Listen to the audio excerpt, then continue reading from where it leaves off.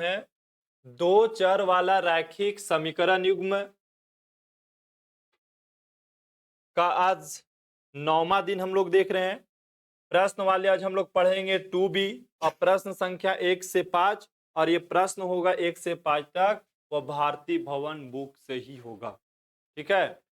और आज जो है प्रश्न को समझने से पहले कुछ हम लोग शर्त को समझते हैं। ठीक है। मतलब बिना शर्त के समझे आज का सवाल नहीं हल होना। दोबारा मतलब एक बार हम तो देखिए सबसे पहले हम यहाँ पे शर्त लिखेंगे। ठीक है। उसके बाद लिखना है हलों की संख्या। हलों की संख्या फिर युग्म का नाम लिखना है। युग्म का नाम और उसके बाद आलेख कि कैसा आलेख बनेगा उस समीकरण का। ठीक है। तो पहला शर्त हम आपको बता रहे हैं बाबू A1 बाई A2 बराबर B1 by B2 does not equal to रहा। A1 by A2 does not equal to B1 by B2 और पूछे कि हलों की संख्या बताइए तो क्या हो जाएगा।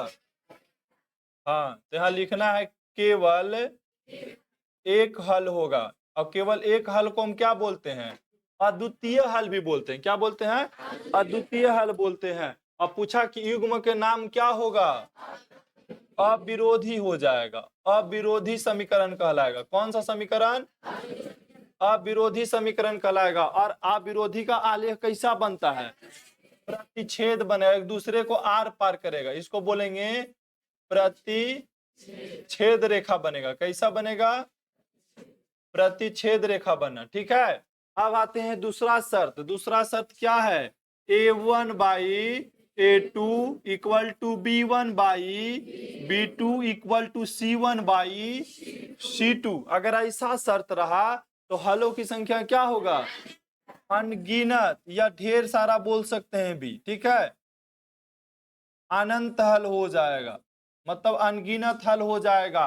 और युग्म का क्या नाम पड़ेगा, आश्रित नाम पड़ेगा, आश्रित समीकरण कहलाएगा। और इसका आलेख कैसा बनेगा, संपाती। संपाती कैसे बोलते हैं, ये आलेख खिंचाया और फिर दूसरा समीकरण के भी आलेख इसी पर खिंचाया जाएगा, मतलब एक पे एक आ जाएगा। ठीक है। उसको बोलते हैं संपाती, संपाती रेखा, संपाती रेखा। ठीक है। अब आते हैं तीसरा शर्त, A1 by A2 equal to B1 by B2 does not equal to C1 by C2। अगर ऐसा शर्त रहा तो हलों की संख्या कोई हल नहीं। यहां लिखेंगे कि कोई हल नहीं होगा।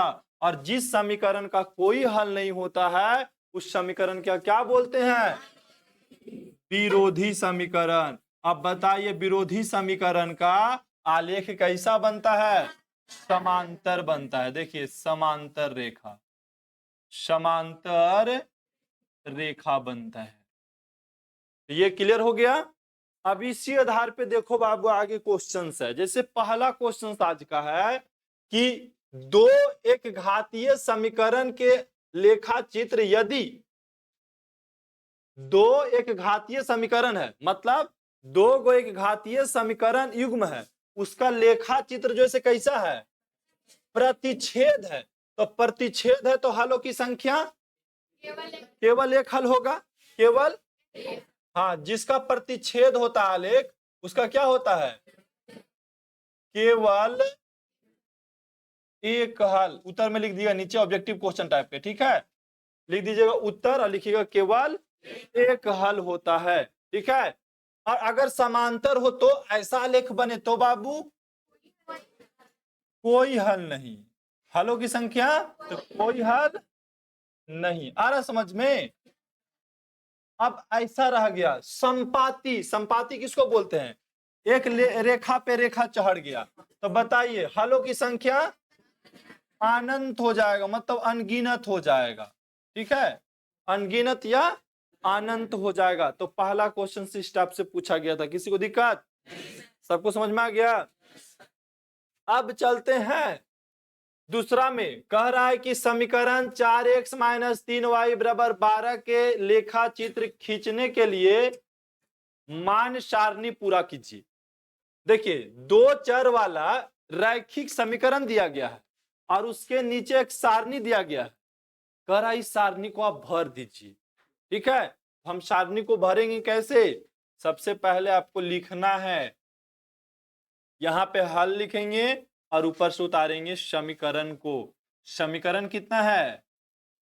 यहां लिखेंगे कि समीकरण है 4x - 3y बराबर 12 और हमको x का जगह पर कितना रखना है? 0। तो यहां लिखेंगे कि x बराबर 0 रखने पर, अब बताइए x के जगह पर हम 0 रखेंगे बाबू तो क्या हो जाएगा? 4 गुने माइनस बराबर 12। अब बताइए 0 से 4 में गुना करेंगे तो 0 और माइनस 3y बराबर 12। अब बताइए 0 में -3y को घटाएंगे तो -3y न बचेगा। अब बराबर 12, ये तो गुना में है 3 तो ये बट्टा में भाग जाएगा तो y बराबर हो जाएगा 12 बट्टा -3। अब -3 से 12 कितना मरतबे? 4 मरतबे, तो y का मान हो गया -4। यहाँ पे क्या भर दें? -4 भर दिए। तो पहला कॉलम तो फुल हो गया। अब हमको कौन सा कॉलम फुल करना है? दूसरा कॉलम हम बगल में काट के लिख रहे हैं, आपको नीचे ही लिखना होगा। ठीक है, अब y बराबर क्या रखे?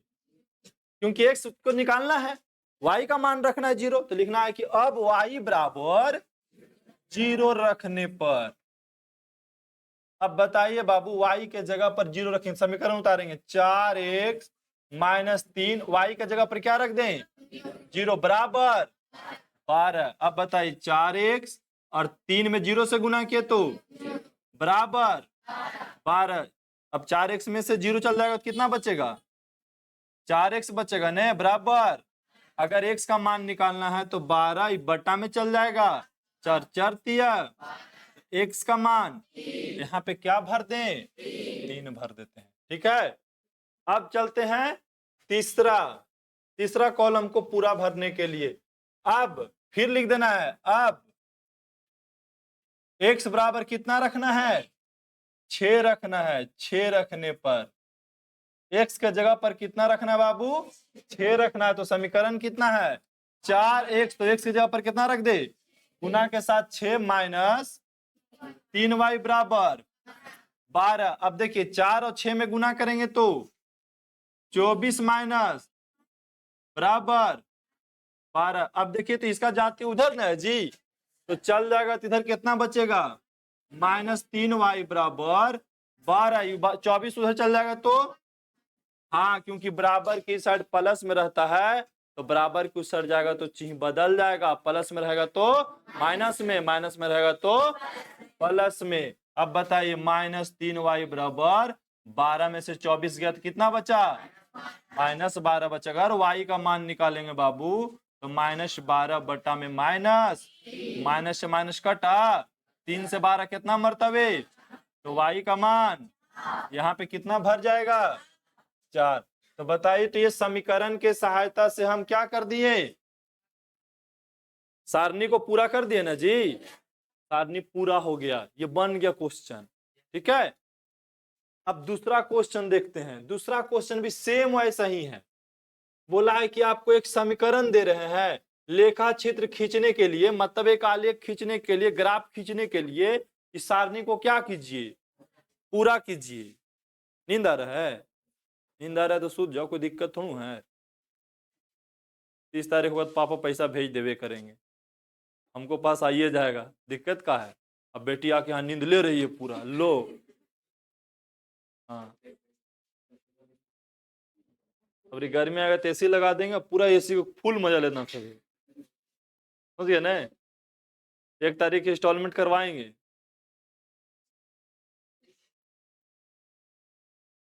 तो फिर एसी में, फुल एसी में पढ़ना तुम लोग। अभी तो उतना गर्मी नहीं, इसलिए नहीं कराए हैं। ठीक है, इसीलिए तो पीछे नहीं लगा, खाली आगे लगाएंगे। नहीं, तुम लोग के पास देखो वही रहेगा, वही चकमकैया घूमेगा, उतने में जितना घूमना है घूम लो। ठीक है, आगे ध्यान दो। चलो बाबू, कह रहा है कि समीकरण 3 ब्रैकेट x+1 बराबर y के लेखा चित्र खींचने के लिए सारणी को पूरा कीजिए। हम समीकरण उतारेंगे, और समीकरण को हम डायरेक्ट सजा के भी लिख सकते हैं और ऐसे भी लिख सकते हैं। सजा के लिखेंगे तो क्या करेंगे, यहाँ गुना कर देंगे, 3x, यहां से गुना करेंगे तो +3 बराबर, अगर y को इधर लाना चाहें तो ला सकते हैं, नहीं लाना चाहें तो भी वो सही छोड़ दीजिए, कोई दिक्कत है नहीं। ठीक है, समीकरण लिखा गया। अब क्या करेंगे, x के जगह पर कितना रखना है, लिख देना है कि x बराबर 0 रखने पर सारणी में क्या करें, समीकरण में x के जगह पर क्या रखेंगे, तो 3 गुने 0 प्लस बराबर, अब 0 में 3 से गुना किए, 0 प्लस बराबर, 0 में 3 जोड़े तो बराबर y का मान, जब समीकरण में x के जगह पर 0 रखते हैं तो y का मान कितना आ जाता है, 3 आ जाता है। अब बताइए समीकरण में अब क्या करना है, अब y बराबर क्या रखना है, 0 रखना है, 0 रखने पर।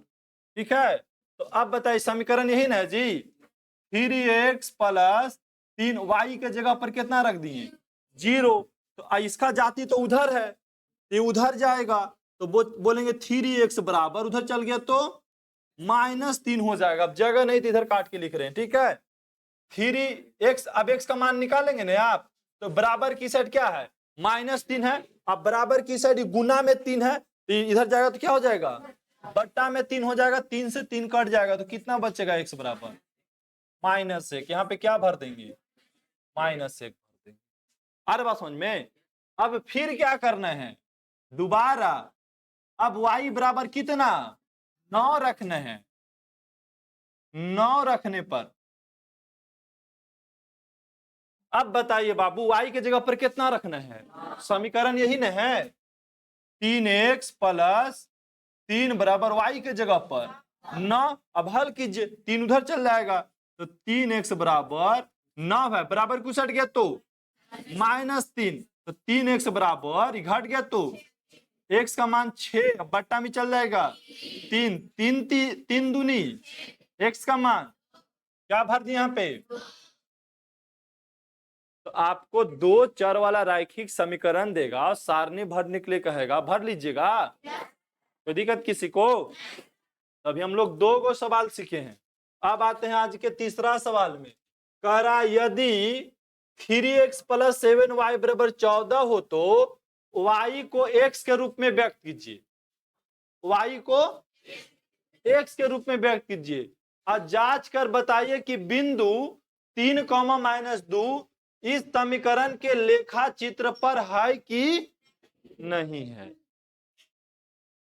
तो पहले, सबसे पहले क्या करना है, सबसे पहले y को x के रूप में व्यक्त करना है,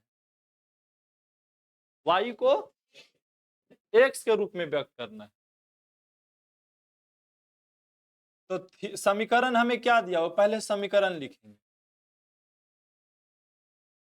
समीकरण दिया हुआ है 3x प्लस 7y बराबर 14, कह रहा y को x के रूप में बदल दीजिए, y को, अब बताइए यहां समीकरण में उल्टा पाल्टा हो जाएगा, मतलब कहने का मतलब है कि 3y अब प्लस 7x हो जाएगा बराबर 14। देख लो बढ़िया से, जरा y को x के रूप में बदल लीजिए, तो वहां y है ना, जहां y वहां x लिख दीजिए, जहां y वहां पे क्या कीजिए, तो 2 चर तब बनेगा जब x को y लिखेंगे, तो दोनों को बदल दिए। अब बोला इसका आंसर है कि x के जगह पर हम 3 रखेंगे तो y का मान -2 आ जाएगा, तब रखिए। अब x बराबर 3 रखने पर, 3 रखने पर, तो x के जगह पर 3 रखिए, तो 3y प्लस 7 गुने 3 बराबर 14, ठीक है। तो गुना किए तो 3y सत्य 21 बराबर 14 हो गया। अब उधर चल गया तो 3y बराबर 14 माइनस 21, तो 3y बराबर 14 में से 21 का कितना बचा? -7, तो y बराबर क्या आ गया? -7/3। तो क्या y का मान -2 आया? तो लिख देना है यह समीकरण, जो यह हल है इस समीकरण का लेखा चित्र पर नहीं है, यहां सीधा लिखना। अतः यह हल समीकरण के लेखा चित्र पर नहीं है, ठीक है। लेखा चित्र पर अगर आ जाता -2 तो बोलते कि उसी समीकरण के लेखा चित्र पे है। क्वेश्चन नंबर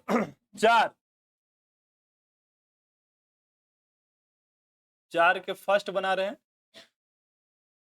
पहले क्वेश्चन पढ़ते, बताएं कि निम्नलिखित युगपत समीकरण को प्रदर्शित करने वाली रेखाएं छेदक है, समांतर है या समपाती है।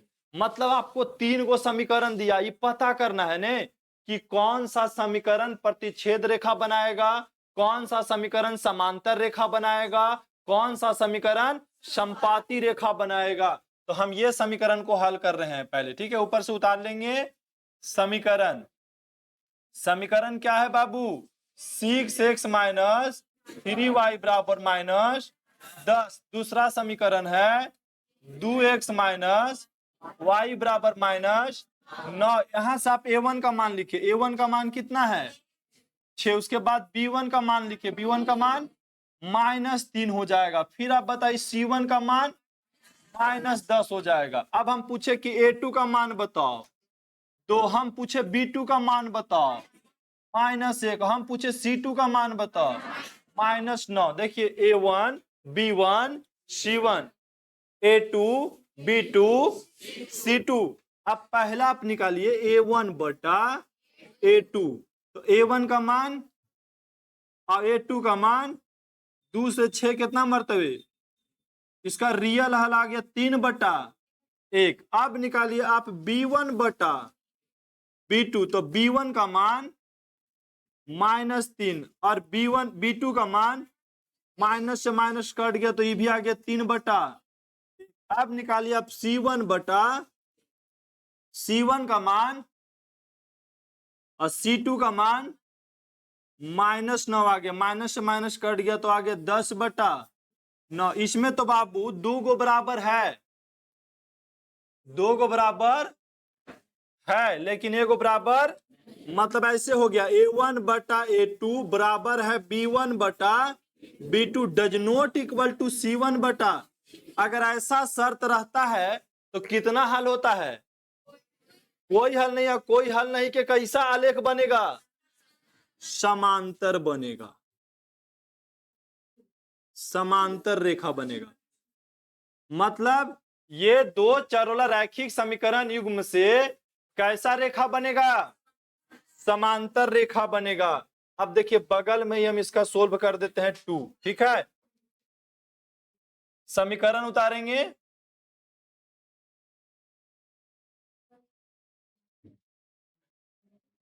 समीकरण कितना है बाबू? 5r है, ठीक है, माइनस 4s है प्लस 8 बराबर 0। अब नीचे आएंगे तो 7r प्लस 6s माइनस 9 बराबर। अब बताइए इसमें a1 का मान कितना है? 5 है। b1 का मान कितना है? -4 है। c1 का मान कितना है? 8 है। तो a1 b1 c1 का मान लिख दिए। अब क्या करेंगे? अब लिखेंगे a2 का मान, तो a2 का मान कितना है बाबू? 7 है। हम पूछे b2 का मान, तो b2 का मान 6। हम पूछे c2 का मान -9। देखो ये a1 b1 c1 A2 B2 C2 लिख दिए। अब चलिए पहले बनाएंगे A1 बाई A2, तो A1 का मान और A2 का मान, तो ये तो कट नहीं रहा है, सेम हो गया। B1 बाई B2, B1 का मान B2 का मान, इसका आधा दो इसका आधा, 2 बटा, ये दोनों बराबर है। जब बराबर नहीं है तो सीधा यही नहीं लिख दीजिए A1 by A2 does not equal to B1 by. अगर ऐसा शर्त रहता है तो हलों की संख्या केवल एक हल, और कैसा रेखा, प्रतिच्छेद रेखा बनेगा, प्रतिच्छेद रेखा बनेगा। ठीक है, अब तीसरा को हल करेंगे, तो तीसरा के यहाँ पे जगह नहीं बच रहा है, इसलिए अगला पेज लेकर चले जाएंगे इसको।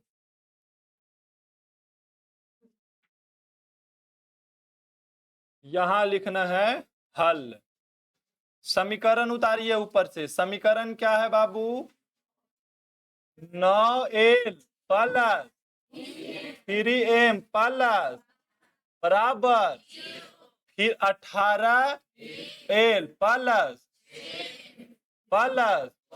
24 बराबर, हम पूछे A1 का मान तो 9, B1 का मान पूछे तो 3, कॉमा देके C1 का मान लिखिए 12। उसी प्रकार A2 का मान 18, कॉमा देके B2 का मान 6, कॉमा देके C2 का मान 24। अब क्या कीजिए, अब लिखिए A1 बाई A2 पहले निकालिए, तो A1 का मान और A2 का मान 18, 9 से 18 कितना मरतबे, 2 मरतबे कट रहा है, तो 1 बटा क्या बचा, 2 बच गया। अब निकालिए B1 बाई B2, तो B1 का मान B2 का मान 3 दूनी 1 बटा, तो अब निकालिए C1 बाई C2, C1 का मान C2 का मान 12 दूनी 1 बटा, जब तीनों बराबर हो जाता है A1 बाई A2 बराबर आया B1 बाई B2 बराबर आया C1 बाई।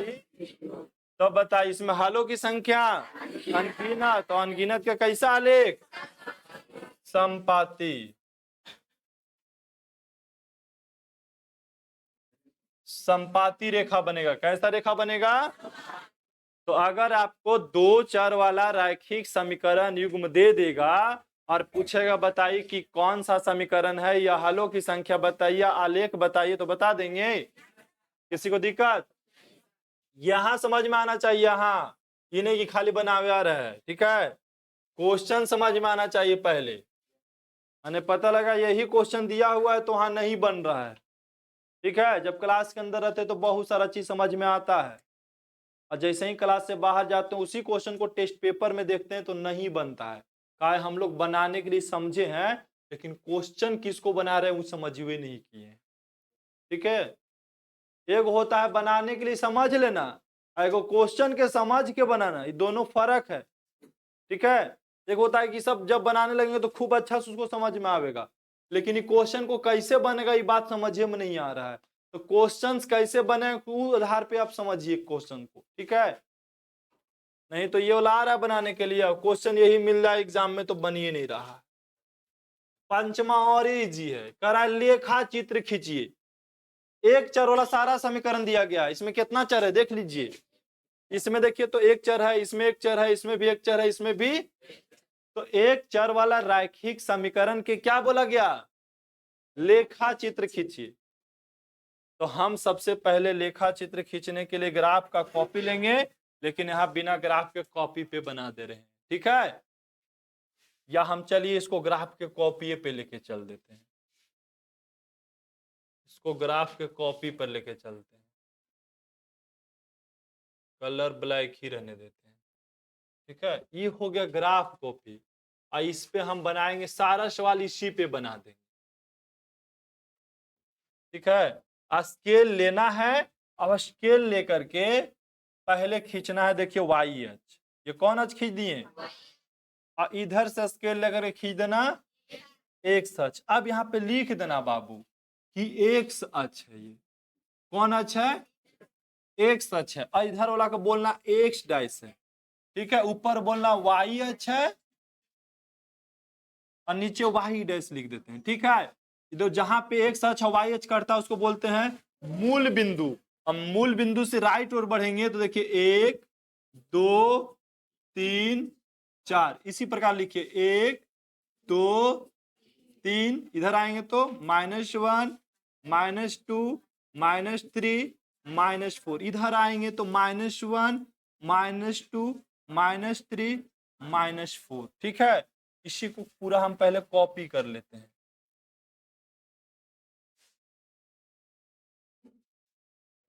हो गया।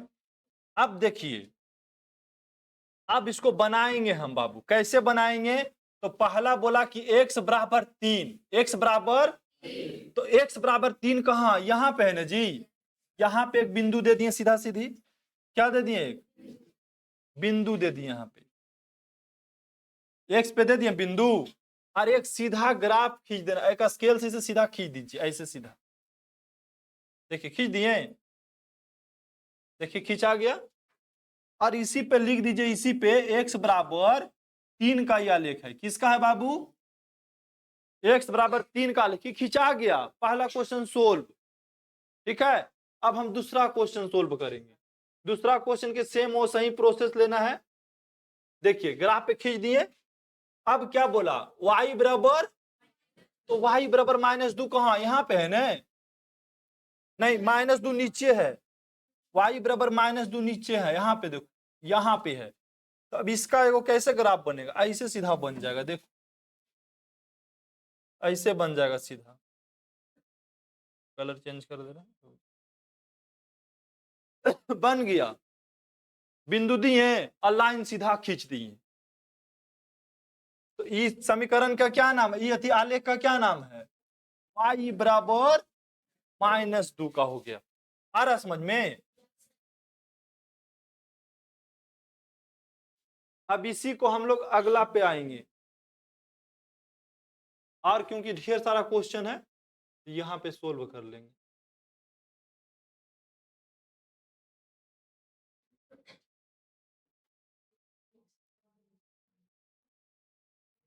पहले क्वेश्चन भी लाना तो होगा, फिर यहां से क्वेश्चन, क्योंकि इस पे देखो कितना, 2 क्वेश्चन सोल्व हुआ, 2 क्वेश्चन यहां सोल्व करेंगे। आ रहा समझ में? नहीं, यहां क्या बोला? x + 1 बराबर 0, तो बोलेंगे x, अब बराबर कुछ आ जाएगा तो -1 हो जाएगा, हो जाएगा, तो सोल्व हो गया सर क्वेश्चन। x बराबर -1 कहाँ है? यहाँ पे है, यहाँ पे है ना। अब तुरंत एक आलेख खींच दीजिए, इसे सीधा बन गया ये। अब बोलिए, यहां लिख दीजिए x + 1 बराबर 0, ऐसे करके x + 1 बराबर 0, ये बन गया। यहां देखिए y - 4 बराबर क्या है? इसको हल करेंगे तो y बराबर क्या हो जाएगा? बराबर की साइड आएगा तो बाबू, तो y बराबर 4 कहाँ है? y बराबर 4 यहाँ एकदम ऊपर में आ जाएगा, यही ना आएगा, क्योंकि 3 तो यहाँ है, तो y बराबर 4 ऊपर सबसे होगा। अब इसका बोला कि आप खींच दीजिए आलेख, तो लीजिए इसको आलेख खींच दे रहे हैं, खींच दिया आलेख सीधा, यहाँ लिख दीजिए, क्या लिखिएगा? y - 4 बराबर 0 का है ये आलेख। आ रहा बात समझ में?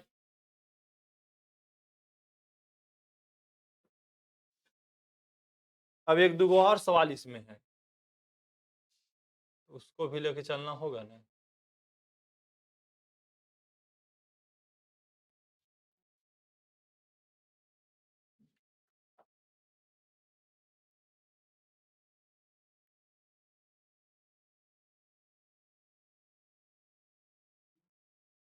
देखो क्योंकि आगे सवाल है तो इसको यहीं लेके चलाते हैं, 2 सवाल और बच गया था इसमें।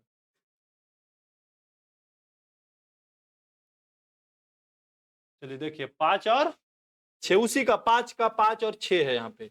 यहाँ देखिए कितना है, तो x बराबर कितना हो जाएगा? 3/2 से 3 में भागा देंगे कितना आएगा? 1 पॉइंट, अब 1.5 कहाँ होगा? 1.5 कहाँ होता है? 1 और 2 के बीच में होता है। x बराबर 1.5 कहाँ होगा? तो 1.5 यहाँ पे होगा, होगा ना जी? 1.5 कहाँ होता है? 1 और 2 के बीचों बीच होगा, तो बीचों बीच यहाँ पॉइंट दे दिए और सीधा एक लाइन खींच दिए, देखिए बीचों बीच में, यहाँ पे लिख देंगे आप 2x बराबर 3। आ रहा समझ में? अगला सवाल क्या है? 3y बराबर क्यों हट गया तो -1, y बराबर -1/3। अब 3 से भागा दीजिए -1 में, कितना मरतबे कटेगा? 0 पॉइंट नहीं समथिंग रहेगा, -0.3 आ जाएगा, -0.3। y बराबर, तो y बराबर 0 के बाद छोटा छोटा डॉट 3 को गिनना रहता है, ठीक है। और गिन करके सीधा आलेख बना दीजिए, इसे सीधा। इस पे नहीं है, इसमें नहीं है, ठीक है, इसमें नहीं है, पॉइंट वाला सवाल नहीं है। आप ये देखेंगे ना बाबू, जो स्क्वायर नजर आ रहा है ना, ग्राफ कॉपी में स्क्वायर के अंदर भी 9 गो लाइन छोटा छोटा रहेगा। तो जैसे 0 पॉइंट कितना बोला, 0 -0.3, तो 0 के बाद छोटा छोटा वाला 3 को गिनिएगा, डॉट डॉट कितना, और 3 गो के बाद सीधा लाइन खींच दीजिएगा, इसका ग्राफ बन गया। तो एक चर वाला रैखिक समीकरण का ग्राफ खींचने के लिए आपको किसी को दिक्कत, बट्टा में रहे तो भी, पॉइंट में रहे तो भी, और सीधा प्राकृतिक संख्या में रहे तो भी, इसी प्रकार से सोल्व होना है। अगर पूरा प्रश्न समझ में, आज का क्लास समझ में आया पूरा, बस आज का क्लास इस पे निर्भर कर रहा है कि तुम इसको कितना अच्छा से याद कर रहे हो, ठीक है। ये याद है, समझो क्लास क्लियर है। अगर a1/a2 does not equal to b1/b2, तो केवल एक हल, अविरोधी समीकरण, आलेख प्रतिच्छेद बनेगा। a1/a2 बराबर b1/b2 बराबर c1/c2, अनगिनत हल, आश्रित और संपाती। a1/a2 बराबर b1/b2 does not equal to c1/c2, कोई हल नहीं, अविरोधी समीकरण। और अगर ये समझ में आ रहा, याद हो गया ना, तो ये चैप्टर में आगे कुछ है ही नहीं है, समझ गया ना। बाकी कल बताएंगे, इतना ही आज पहले आपको उतारना है बढ़िया से, और फिर अगला दिन।